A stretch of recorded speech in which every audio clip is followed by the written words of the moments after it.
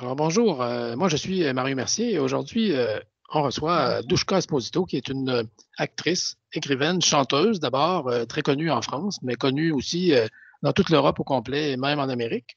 Alors bonjour Douchka. Bonjour Mario, bonjour à tous. Oui, alors je pense que en fait, bon, on se connaît peu, mais on a quand même jasé un petit peu avant l'entrevue, juste un peu. Mais oui, je voulais d'abord dire que de ce que moi j'ai perçu, bon, je voulais dire aussi premièrement que tu es la fille de Gianni Esposito, qui est un acteur et également un compositeur. Pour les gens qui ne le savent pas, il y a également la fille de Pascal Petit, qui est une célèbre actrice, qui a joué dans des films très célèbres qu'on peut encore trouver aujourd'hui et qui vont nous divertir. Mais je pense que toi, tu es né dans la vie artistique et tu as connu un parcours artistique qui a toujours été influencé par ce qu'il y a dans ton cœur. Tout à fait, j'ai eu cette chance de naître dans une famille d'artistes. Je dis que c'est une chance parce que Mhm. bah, déjà c'est un héritage d'avoir des parents artistes qui ont une sensibilité d'artiste et puis j'ai eu des parents magnifiques. C'est vrai, ma maman qui était une icône du cinéma des années Ouais. 60, mon père qui était acteur, poète, chanteur, auteur, compositeur, Mhm. comme tu l'as justement dit, Mario. Et moi, j'ai eu cette chance de tomber dans la marmite, on va dire. Mon grand-père était chef d'orchestre, donc j'ai eu la chance aussi d'apprendre la musique petite. Voilà. Donc c'est vrai que c'est un héritage, voilà. Et puis après, j'ai fait ma petite vie d'artiste aussi personnelle. Ouais. Donc j'ai appris la musique petite. J'ai donc le solfège, les choses un peu académiques. J'ai Mhm. joué,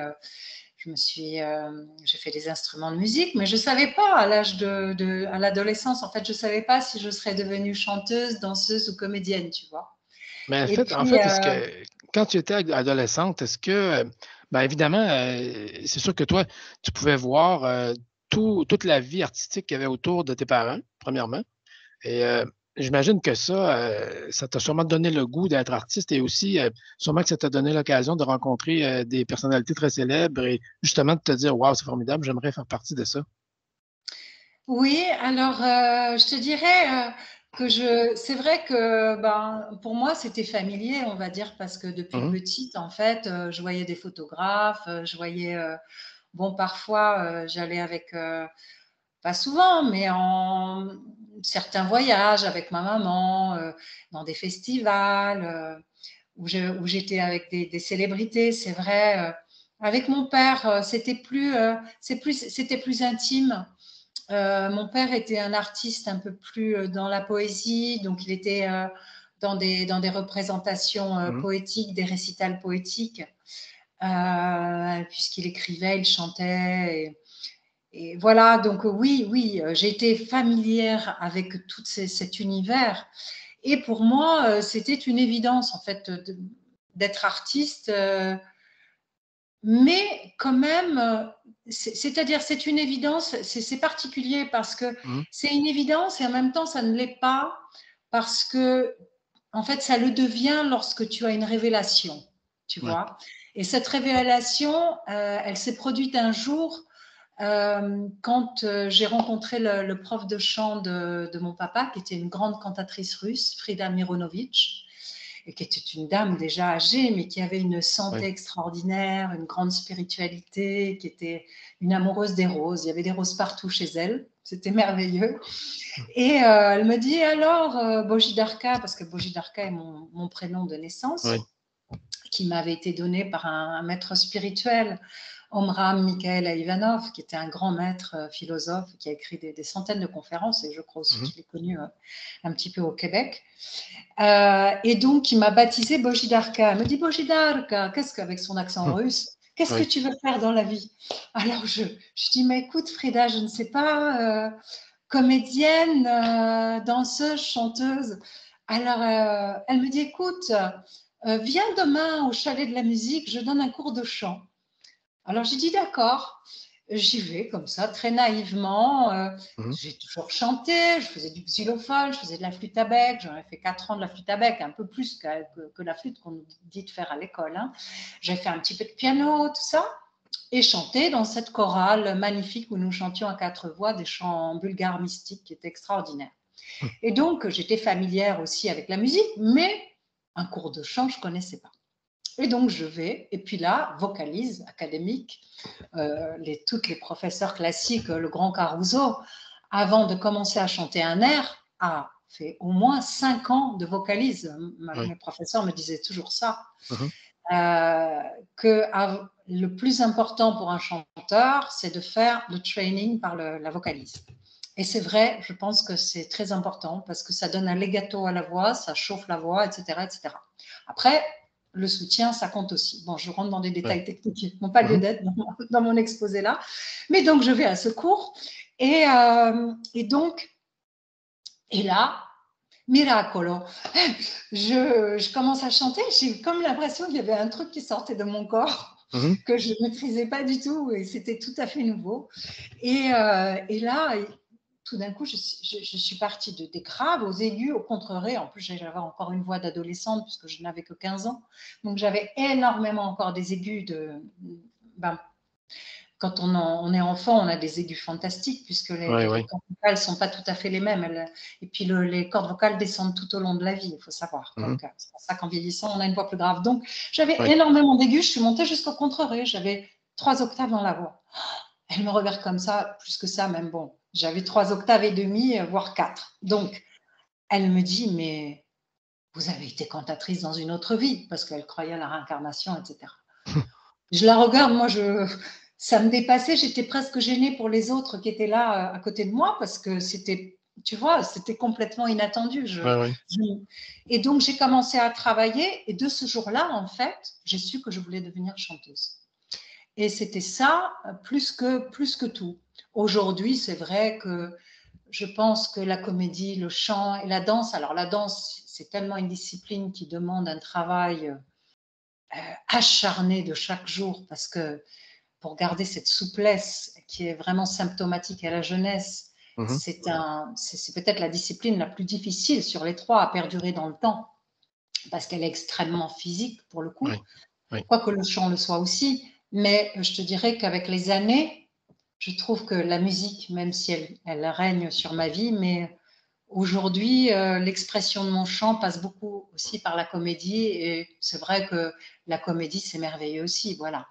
Mais quand tu avais, par exemple, 15 ans et que tu voyais tranquillement à l'horizon arriver une vie artistique pour toi, comment crois-tu que tu étais perçu, en fait, par tes amis de cette époque, étant donné que tes parents étaient célèbres et que peut-être que leurs parents n'étaient pas célèbres. Donc, comment toi, toute la perception de ça, qu'est-ce qu'elle était?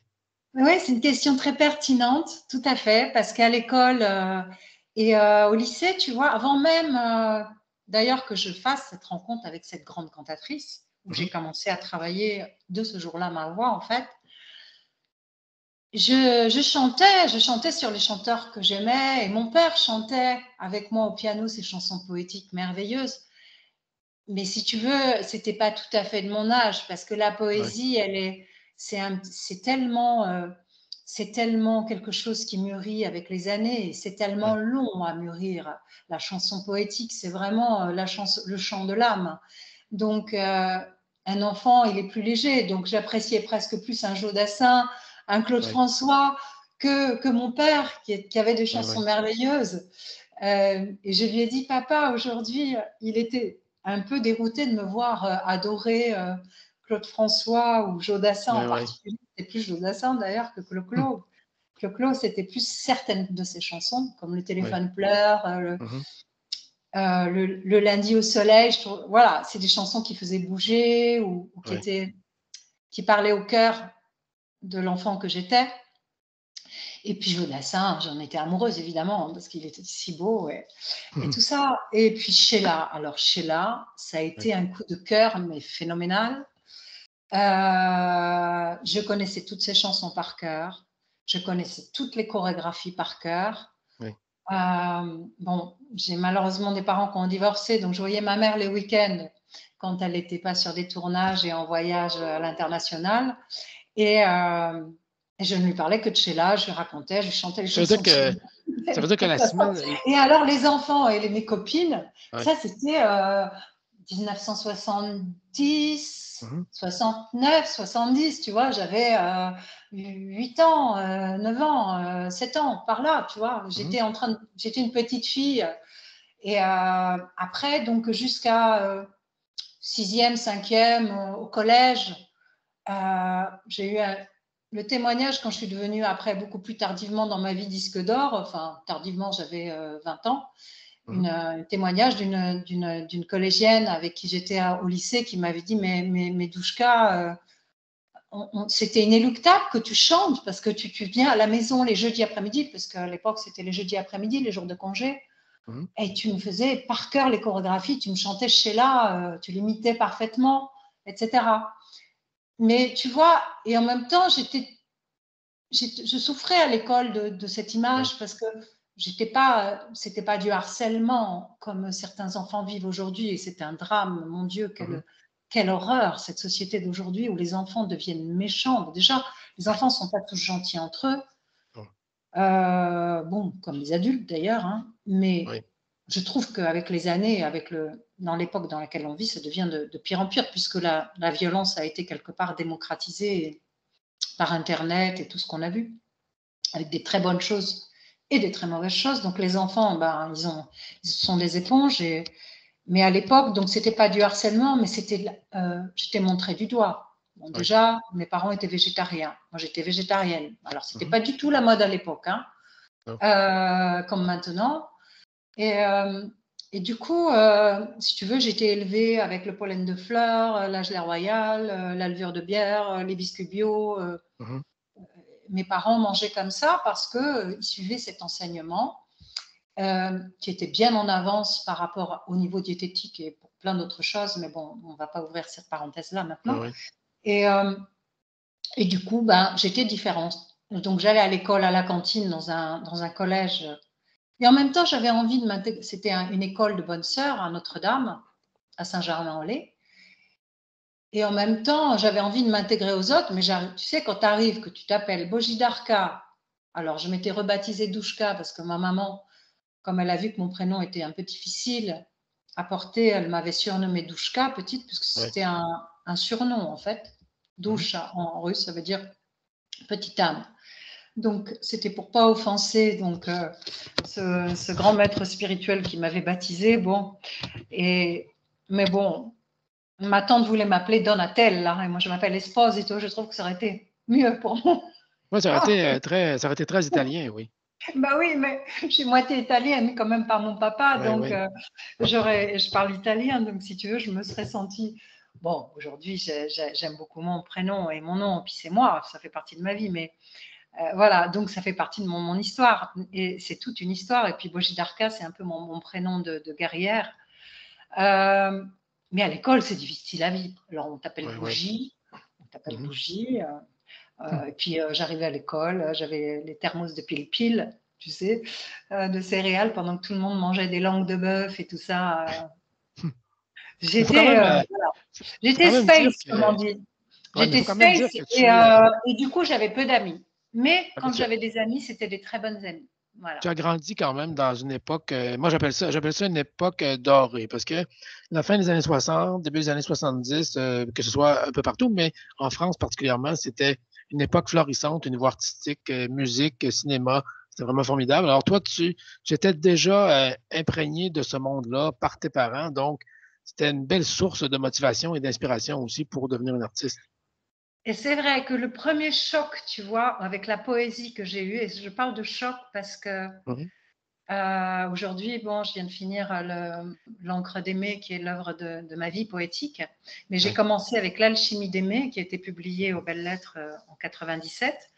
Mais le premier choc poétique, d'abord, ça a été mon père, qui était un poète, et il était de la poésie vivante. Et c'était, bon, malheureusement, je l'ai perdu, j'avais 10 ans, tu vois, ça a été un peu le drame de ma vie. Un peu, c'est pas un peu, ça a été le drame de ma vie. Parce que perdre son père pour une fille, c'est...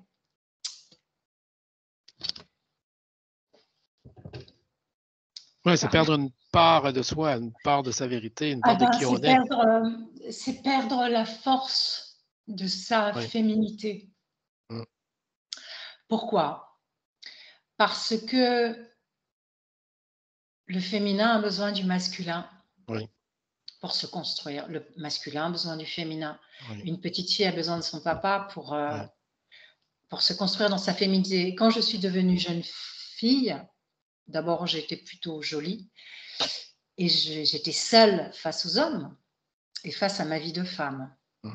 Et je pense que, tu vois, de perdre son papa jeune pour une fille, c'est un drame. Perdre son papa pour une fille, c'est toujours un drame, quel que soit l'âge. Mais quand tu es petite fille, c'est un vrai drame. Donc, bref, on ne va pas s'apesantir et être triste. Mais mon père, je vis avec mon père. Et donc, cette rencontre avec la poésie, donc quand j'étais au piano avec lui, c'était une merveille. Et j'ai découvert ces chansons beaucoup plus tard, beaucoup plus tard. Et ce que je lui avais dit petite fille, c'était comme une prophétie. Je lui ai dit, tu verras, papa, t'inquiète pas, c'est plus tard que j'aimerais tes chansons. Et Oui. ça a été vraiment comme un conte, ce qui s'est passé. Et quand le premier choc poétique, donc ça a été évidemment mon père, mais concrètement, on va dire, c'est là où je voulais en venir par rapport à cette question, c'est quand un jour à l'école, justement dans cette classe à Notre-Dame, j'étais en CM1, CM2, je ne sais pas comment on dit au Québec, si c'est les mêmes. C'est comme, Là. je crois, comme secondaire 1, secondaire 2 environ. Je Ouais, crois. j'avais 8 ans, comme ça. Ah non, c'est primaire à ce moment-là, c'est différent. Oui, Ouais, non, non, voilà, c'est pas encore le collège. Et oui, puis un jour, la prof, on avait une maîtresse qui était générale pour toutes oui, les matières. Et donc, justement, c'est la différence avec le collège où il y a plusieurs professeurs par secteur d'activité de discipline. Et donc, elle nous donne une thématique. Elle nous dit, bon, alors les enfants, vous allez, mesdemoiselles, puisqu'on était très religieux, on n'était pas oui, mixtes, oui. vous allez choisir un poème de votre choix et vous allez choisir une illustration musicale. Oh, je trouvais ça génial comme devoir, tu vois, ça m'a plu beaucoup Oui, plus que oui, les mathématiques, tu vois, où oui. j'étais nulle. Et donc, je rentre à la maison et je dis ça à mon père, qui était de passage, parce que je vivais dans presque une demeure qui était comme un château chez ma tante. Ah, attends, je mets le téléphone en silencieux. Oui. Sorry. Mais c'est pas grave. Et du coup, donc je dis à mon papa cela, et puis qui était là, et donc il me dit, mais qu'est-ce que tu voudrais comme musique? Et j'adorais une musique qui s'appelait à l'époque l'Adagio, ils s'appellent toujours, Oui. mais pour moi à l'époque c'est cette musique Mhm. c'était ma musique préférée, l'Adagio d'Albinoni. Et alors, ce qui est dommage, c'est que ma mémoire me fait défaut aujourd'hui. Je ne sais plus quel poème j'avais choisi Mhm. sur cet Adagio d'Albinoni, qui est une pure merveille. D'ailleurs, Lara Fabian en a fait une chanson Oui, merveilleuse oui, déjà entendu, oui. que j'adore et que j'aime bien chanter aussi, qui est une merveille, en italien et en français. Et donc, et là, ça a été un choc parce que je suis arrivée sur l'estrade et j'ai dit ce poème sur la musique. Et ça m'a marqué. Et tu vois, sur mon nouvel album qui viendra cette année, sur l'hommage à Gianni Esposito, Oui. eh bien, c'est un petit peu la boucle qui est bouclée parce que j'ai démarré le premier titre de cet album, hommage à mon père, qui je pense s'intitulera Au fond du cœur, Oui. hommage à Gianni Esposito, parce qu'il y a une chanson qui s'intitule dans l'œuvre de mon père Au fond du cœur, au fond des âges, qui est une pure merveille, donc que j'ai reprise dans l'album. Et ce premier poème, il s'intitule Indivisible.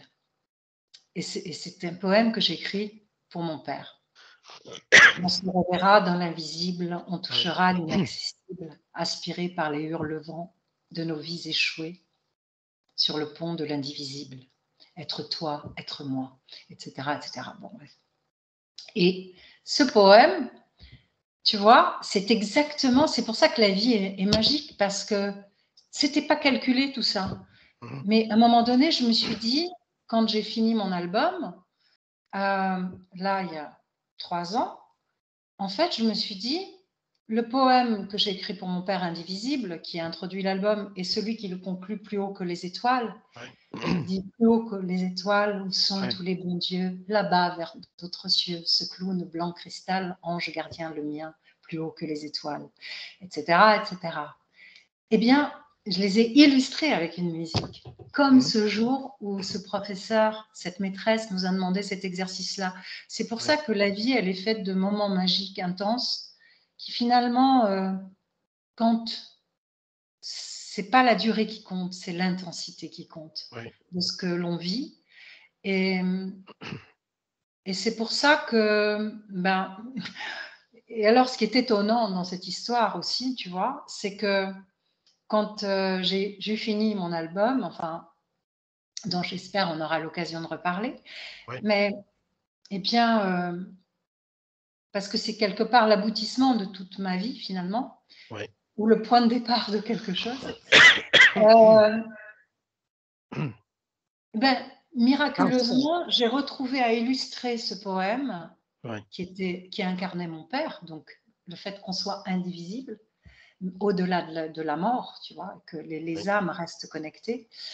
Eh bien, j'ai fait une rencontre providentielle avec le morceau de piano qu'il aimait le plus. Quand je dis providentiel, c'est parce qu'entre-temps, j'avais rencontré le grand Roland Romanelli, que j'ai eu l'immense chance de rencontrer et qui m'a suivi avec tout son cœur en me disant « D'accord, Douchka, je te suis, je viens avec toi en studio ». Je lui ai demandé de me faire une improvisation avec son accordéon ou son piano, puisqu'il est aussi pianiste, mais c'est surtout un immense accordéoniste. Et du coup, j'étais enchantée parce que je me suis dit, ça va être magique. Alors j'ai dit, Roland, on va répéter. Il m'a dit, non, non, non, non, on ne répète pas, on va improviser. Il ne faut surtout pas répéter. Tu viens à Paris et quand tu es là, on enregistre. Et moi, j'étais dans le sud de la France, j'ai vécu pendant des années dans le sud de la France. Et chez moi, je me dis, mais comment je vais faire? J'avais un peu le trac. Je dis, j'ai jamais dit un de mes poèmes comme ça derrière un micro. J'ai toujours chanté, mais dire de la poésie, tu vois, ou quelques phrases comme ça. Donc, j'ai quand même voulu voir un rendu que ça puisse donner quelque chose, tu vois, l'essayer.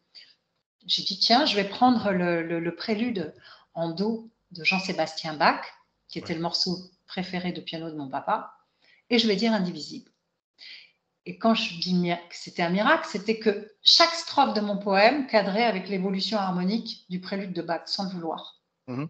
Donc, quand je suis arrivée à Paris, je dis à Roland, je dis, tu sais, Roland, j'aimerais que tu me fasses une improvisation, mais finalement, où je lui ai dit au téléphone précédent ma venue, je lui ai dit, tu sais, j'ai essayé sur le prélude de Bach, qui était le morceau préféré de mon papa, le piano, et il se trouve que mon poème cadre au niveau métrique, mais d'une façon incroyable. Alors il m'a dit, mais Douchka, laisse-le comme ça. Pourquoi tu veux absolument que je fasse une improvisation? Si c'est tombé comme ça du ciel, tu le laisses comme ça. T'imagines la grandeur artistique. Déjà, tu sais, les artistes qui n'ont plus d'ego, c'est les plus grands. Parce que de dire, qu'est-ce que je m'en... Tu vois, il n'était pas là pour se mettre en avant. Il était là pour servir, pour me servir. Et je trouve que c'est grand, tu vois, parce que c'était pas une histoire d'intérêt matériel entre nous. C'était gratuit comme ça, tu vois. C'était un don de sa part. Donc, j'ai dit, t'es sûr et tout. Après, j'ai dit, oh, quand même, j'aurais dû prendre une autre improvisation parce que quand il m'a improvisé son accordéon sur plus haut que les étoiles, j'ai pleuré à la fin de mon poème. J'ai même rajouté « Je t'aime » spontanément derrière le micro, tellement c'était magique son accordéon. Et ma voix, on est parti, ne sachant pas où on allait. Et c'était magique. Mais à l'arrivée, non. Je dis non parce que finalement, ça relevait aussi du miracle, tu vois. Et je m'en rends compte encore une fois en te le racontant. Parce que c'est souvent en racontant et en parlant on comprend parfois les choses. Oui, c'est ça, ça nous aide à comprendre les situations, oui, c'est vrai. Comprendre, c'est sentir. Oui. En exprimant qu'est-ce qu'on ressent. Oui, c'est ça, parce que quand on exprime ce qu'on ressent, en fait, on le dit en parole et après, quand on repense à ce qu'on a dit, on se dit, mais finalement, je viens de dire les questions que je me posais depuis longtemps. Je viens d'y répondre sans m'en rendre compte en parlant. C'est ça. Et c'est pour ça que moi, j'aime beaucoup cette phrase de la Bible qui dit « Au commencement était le Verbe ». Oui. Parce que ça sous-entend que le Verbe était avant la lumière. Oui. Et le verbe peut créer des situations, selon moi. Quand on pense quelque chose qu'on a dans le cœur et qu'on l'exprime verbalement, on peut à la longue créer des situations qui sont réelles par la suite, je crois. C'est ça. Et c'est pour ça que le verbe est magique. Oui. Et qu'il faut faire attention à l'utiliser à bon escient. Et l'écriture, et tu vois, j'en viens à la poésie. C'est pour ça que la poésie aujourd'hui, c'est ce qui m'anime le plus dans ma démarche artistique, parce que de ce livre-là, je vais faire un audiobook, parce que tout, pas parce que c'est tendance, c'est la mode, je m'en fous de ça. C'est pas une histoire du tout de ça, c'est une histoire que quand j'ai écrit, chaque fois pour avancer dans mon écriture, que ce soit les corrections, que ce soit pour même avoir certaines inspirations, ça a été par la relecture parlée. Oui. Et c'est Baudelaire qui disait ça, que pour corriger, c'était très important de dire à haute voix, parce qu'il y a beaucoup de choses, et c'est pareil d'imprimer les choses, de les matérialiser, de les cristalliser aussi. Oui. Parce que, pareil, quand j'ai fini mon recueil, là, ça m'a demandé plusieurs mois et des années de travail. Je pensais avoir fini, et quand j'ai fini, j'ai imprimé sur papier. Quand j'ai vu sur papier, il m'a sauté aux yeux des choses que je n'avais pas vues sur écran. Oui.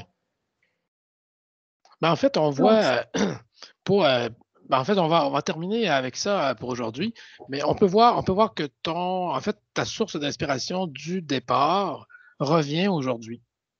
Tu en es encore à cette source d'inspiration qui est, on peut dire, qui vient de tes parents, particulièrement peut-être de ton père, mais qui vient de tes parents. Donc, cette source d'inspiration que tu avais au début revient plus fort, elle revient plus fort que jamais aujourd'hui dans ce que tu veux faire maintenant. C'est vrai, parce que ma mère je parle toujours de mon père parce qu'il n'est plus là, mais ma mère m'a donné,